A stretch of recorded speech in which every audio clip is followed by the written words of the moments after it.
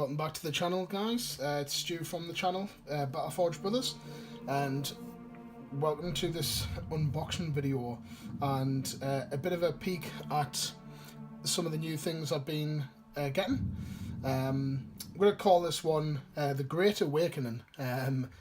Basically, as you can probably guess by the title, it's all about Necron stuff today.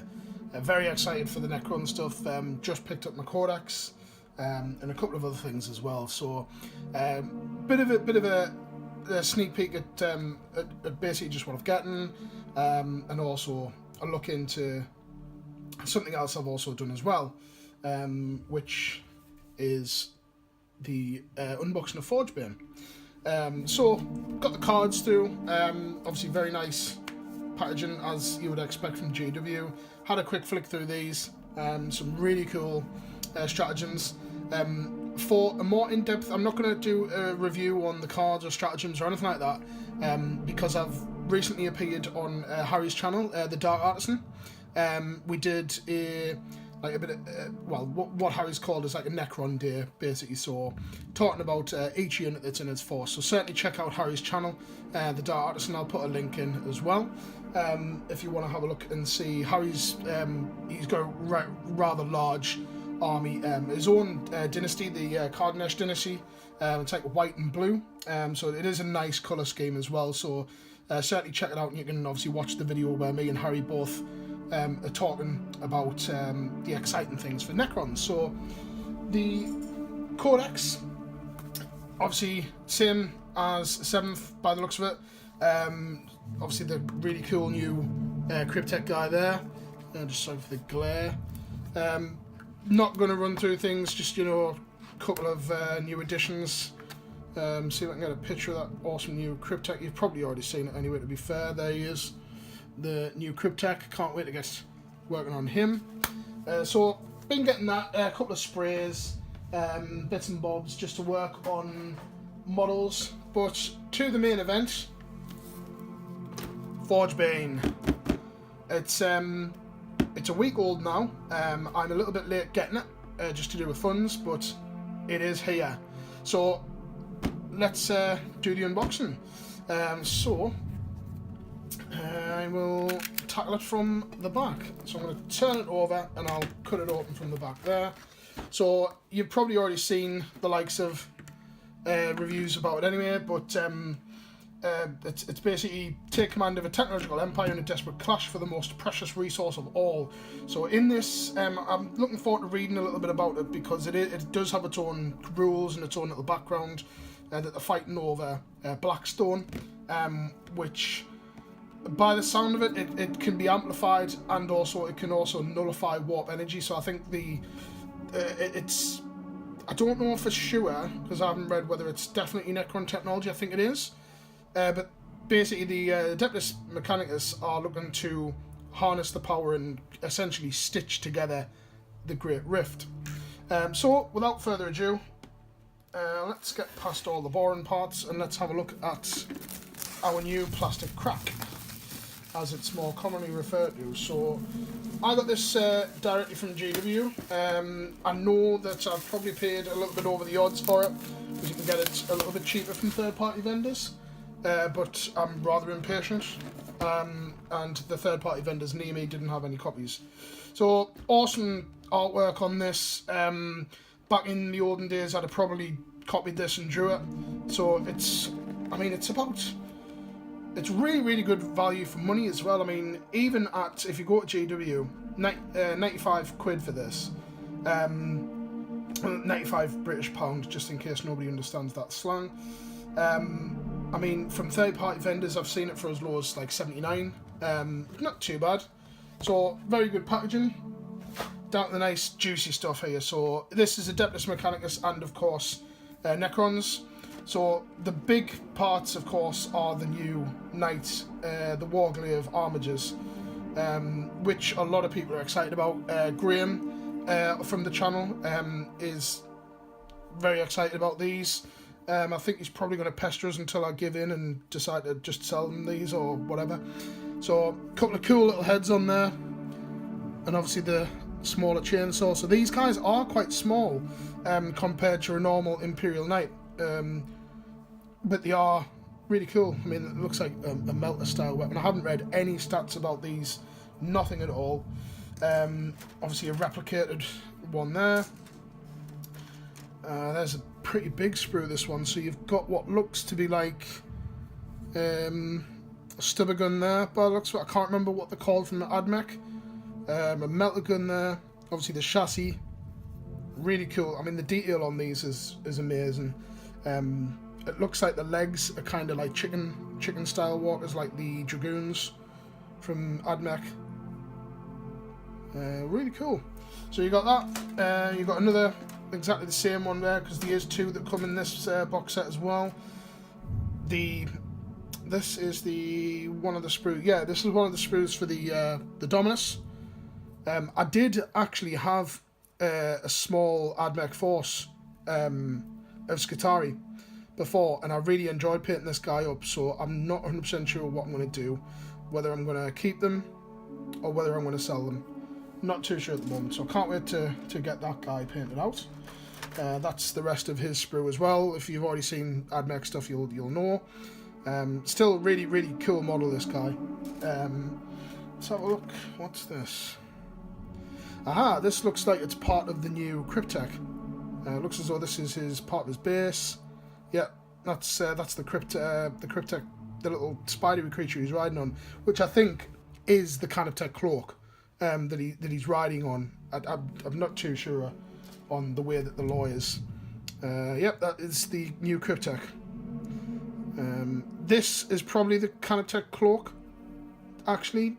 I don't know why he's got a spider, but it looks cool. Can't wait to get that guy painted up. Looks really awesome. You got wraiths, by the looks of it. It's about time, actually. I do need some more wraiths in my force. I've only got 3, and I think 6 would be great for these. A multitude of different weapons. I think I'm going to keep them with the vicious claws, however. More wraiths underneath here. Yep, same again. So it looks like, when you look at the picture and when you look at what's actually in it, it looks like that the Necrons are quite outmatched in this, because they've got the 2 knights to contend with. But I suppose, you know, the rules set, it depends. These are the Skitarii. Now these can be made into Rangers or Vanguard. I think I would probably do Vanguard if I was to do these. Although Rangers are pretty solid troop choice for them as well. Another set of Skitarii based stuff. If you want to see some of my Skitarii,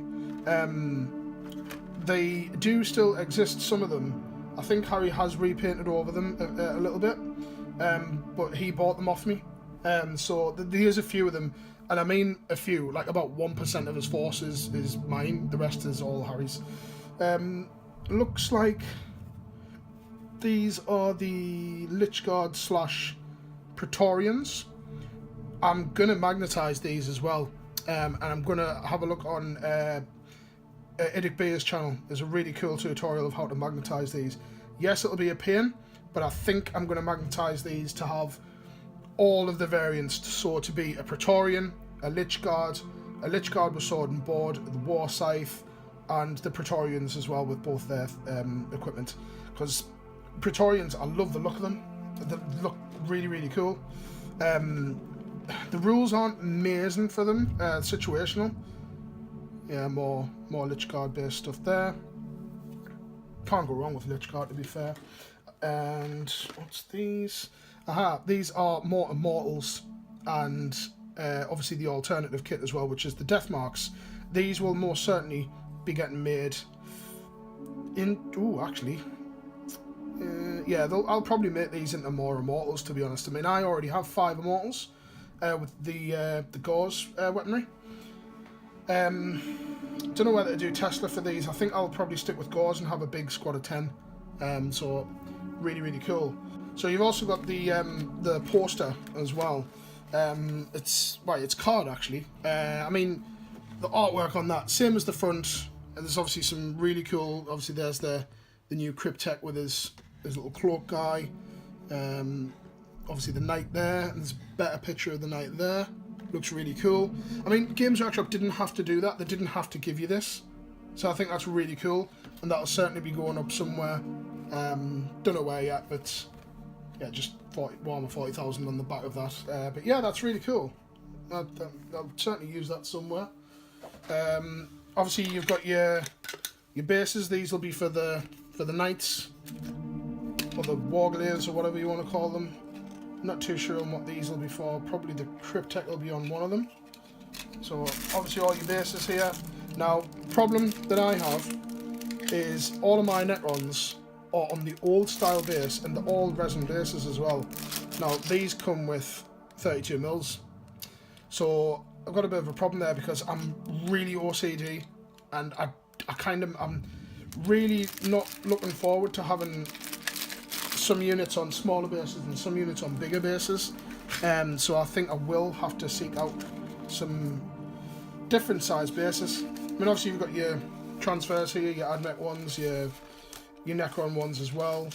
Depends on the army whether I put transfers on. And then of course you have the book with all the instructions are in there by the looks of it. I will very carefully open this. Hopefully not kill myself. Slice my finger open. So if you are under 18 and you know, or 16, depending, just get a bit of help doing this.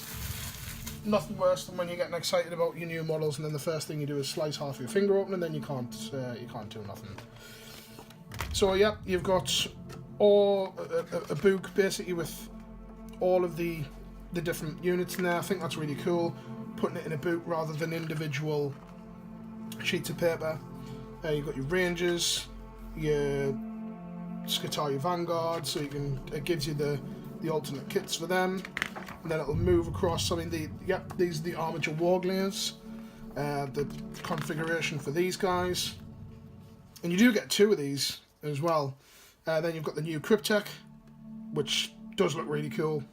Can't wait to get him painted up.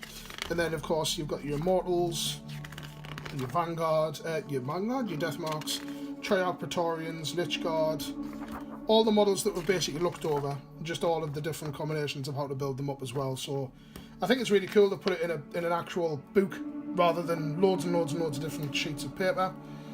You've got a copy of the core rules here. Just double checking, I'm pretty sure these are the same ones that you got with the rule book, just in case that Forgebane has its own unique rules. No, it is.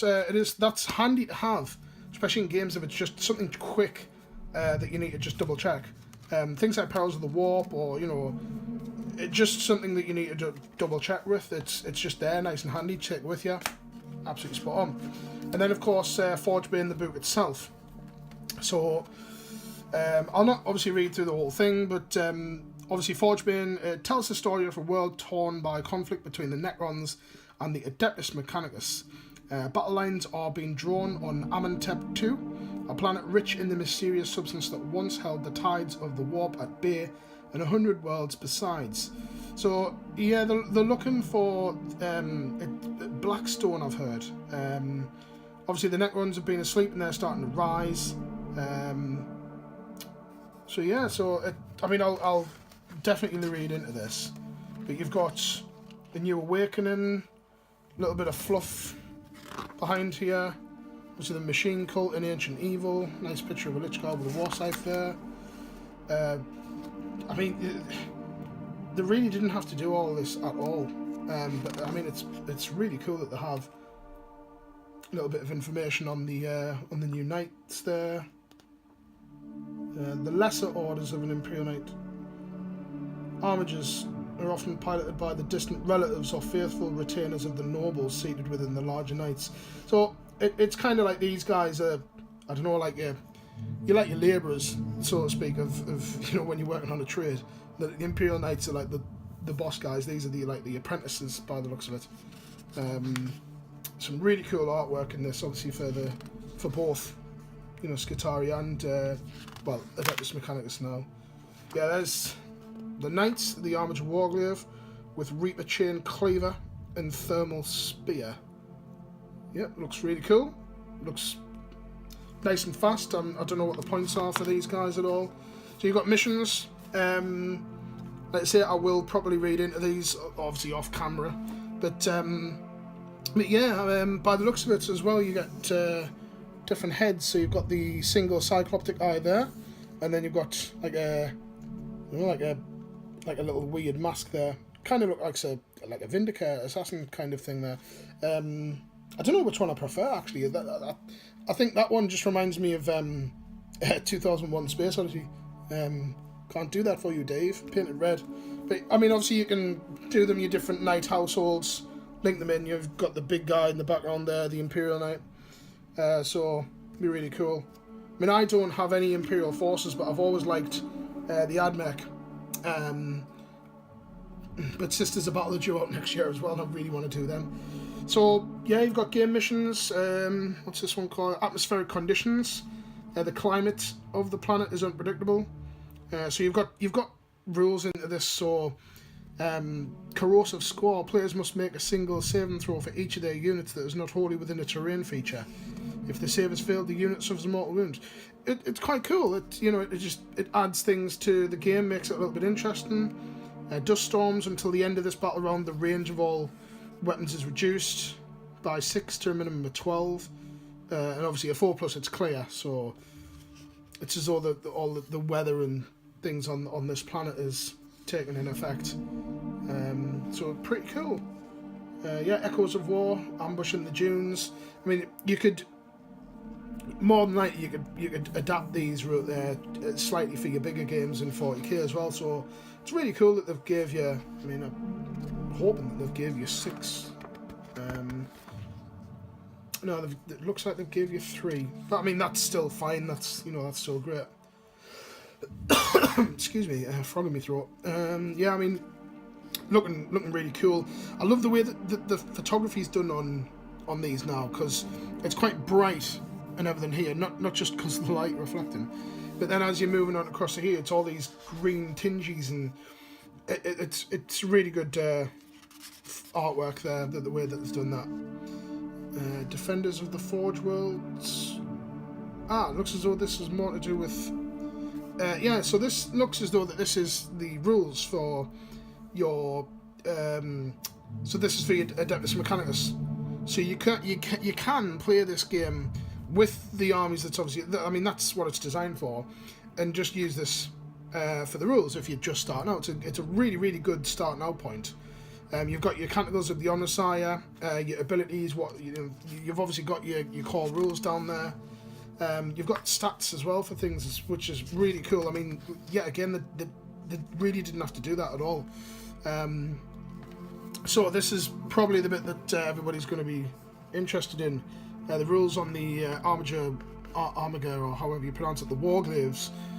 So you've got, it does decrease in, it has got damage bracket here. I mean, the movement, it moves 14, so it's pretty quick. Minimum movement is 7, so still 7 inches, pretty decent. But on its full capacity, 14 inches, so they are a little bit quicker than a normal Imperial Knight.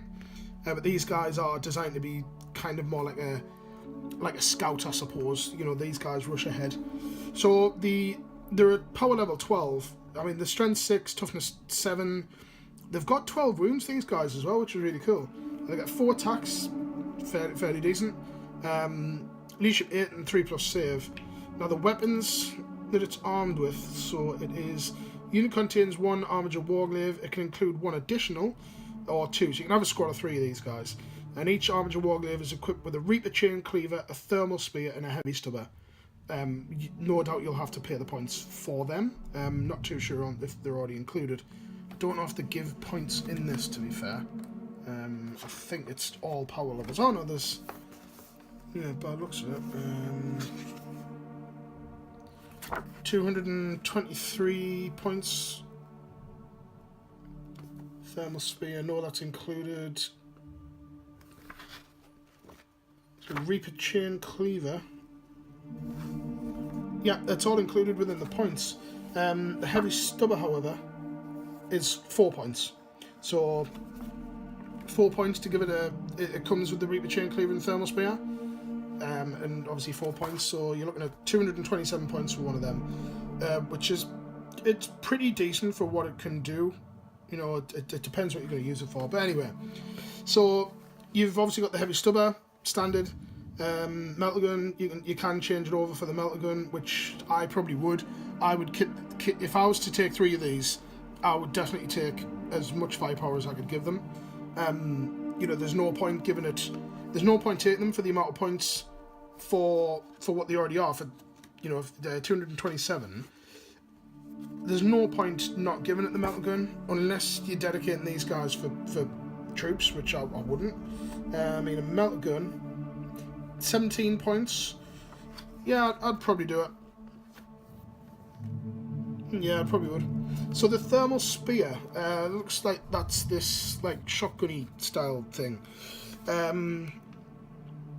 It's 30-inch range, just respectable range. It's assault D3. See, that's the only thing I don't like when it's random. It's strength AS, AP -4, D6 damage, and if it's in half range, it's like basically like a melter. So 15-inch range, pretty decent. It's just the assault D3 that I don't like.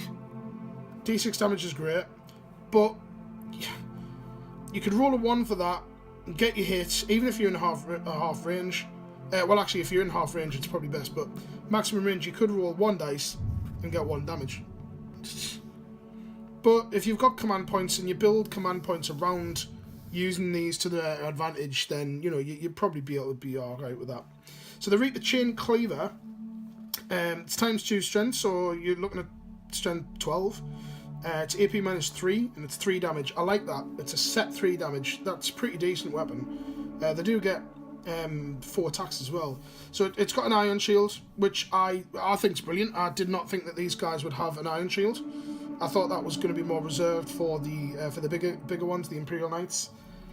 So 5-up invuln against shooting attacks. So not melee, shooting attacks only. No doubt there's stratagems and things like that to use against that. It does explode in vehicle squadron, so they've got to be set up within 6 of another one, but then they can move independent, so that's really cool. So, yeah, looking forward to building these guys. Looking forward to probably seeing them on the table as well. But we'll have to wait and see what I decide to do with these guys. So then you've got obviously more artwork there. It is a nice piece of artwork, to be fair. Then you've got the stuff to do with the Necrons. So you've got the Cryptek. So the new thing that they've got with the Cryptek is you've got this Canatech cloak, which is it replaces the Chronometron or Chronometron, however you want to say it. So you can't have both. So a model equipped with the Canatech cloak has a move characteristic of 10 inches and gains the fly keyword. That's really cool because you're doubling your movement, you're getting the fly keyword, so you can keep up with the faster units, you can keep up with wraiths, destroyers, things like that. It's really cool. In addition, at the start of your turn, you can select one friendly dynasty model that has the living metal ability that is within 3 inches of the Cryptek, and it gets D3 lost wounds rather than 1 from living metal. That can be handy. The only problem is, if he's got a 10-inch move, you're going to want to keep him with your faster stuff. I mean, you know, things like your destroyers, because he is a Cryptek, so you do get add 1 to your reanimation protocol rules. So if you it depends. It'll be situational. You know, you could hang around with maybe his annihilation barges. The only problem is that you know, they don't get things like reanimation protocols, but they have quantum shielding to protect them, so see what's what. Nice. I mean, I'm liking what they do. They do this in the Codex as well. The newer artwork, they've kind of done it as though it's like 3D. Looks really cool. So my Dynasty, I suppose, I mean, I painted mine quite a while ago, before Dynasties and things like that were kind of... There was only one. It was before even this one came out, Mefret. And this one came out for the whole, I think it was Shield of Baal, that these were introduced, because I'm sure it was this one that helped out the Blood Angels against Tyranids. And then of course you've got other ones like I really like this scheme. If I was to do Necrons start brand new, I think I would do it like that. I think it looks really Egyptian style influence, looks really cool. Not so keen on Novak. I don't like the whole, you know, it looks as though he's wearing like a football t-shirt on his head. You know, it looks a bit daft. Maybe he's changed that up a little bit, but it's not too bad. I've seen worse colour schemes, but mine's painted in just the standard scheme. I did it just metal because I wanted them to be just metal and like the Terminator. So I suppose if I was forced to, you know, then Sortek would be my dynasty that I would have to play as, because it's the closest that they represent. But, you know, I'm sure in friendly games I'd swap and change and, you know, maybe just play around with some of the dynasty codes. I mean, Graham will have no problem with that. So that is pretty much it. So that is Forgebane. Absolutely brilliant value. I mean, like I say, for even, I mean, £95 and you're getting, I mean, easily, God knows what them the armages are going for. I know on the likes of eBay, they're going for about £20-25 a piece. So if GW is selling them eventually individual, the way they will be, if they sell them for say 25, you know, £50 worth straight away on just two of the models that you're getting here, and then on top of that you're getting, you know, your Skitarii Rangers, you're getting your Tech Priest Dominus, which I think he's about £15. Then you're getting the new Cryptek, which at the moment you can only get him from here or, you know, eBay if you go elsewhere, but you can't buy him on his own at the moment. And then you're getting the Lich Guard, the Wraiths. I mean, the Wraiths must be around about £28.50. So you know, you're getting it's absolutely fantastic value for money. It really is. I can't fault it at all. The only thing that I can kind of fault is the time that I'm going to be now doing for Necrons. And I wish, the only other real criticism really on a serious note is I kind of wish that they gave you 25 mils as well. I do understand why, because everybody now, you know, it's all 32 mils, and, you know, if I was to start now it wouldn't be a problem, but it means I'm going to have to either hunt around for 25 mil bases, or I'm just going to have to bite the bullet and put some of them on 32s, but it'll drive us around the bend. That half of my army's on one side and half's on the other. I am a bit anal when it comes to stuff like that. So that's basically it. That's Forgebane. So cannot wait to get these guys up and done. You know, I can't wait to get. I'm gonna do the Necron stuff first, and then decide whether these guys will be appearing on the channel now or later. I'll have to wait and see. So thanks very much for watching this unboxing. I hope you have enjoyed a little bit of a sneak peek if you haven't gotten a chance to watch any of the videos, or you haven't gotten the chance to purchase Forgebane. If you do Necrons or AdMech or both, brilliant. Even if you buy it for one half and sell the other one off, it's really good value for the money. So I hope you have enjoyed this review, and until next time guys, happy wargaming.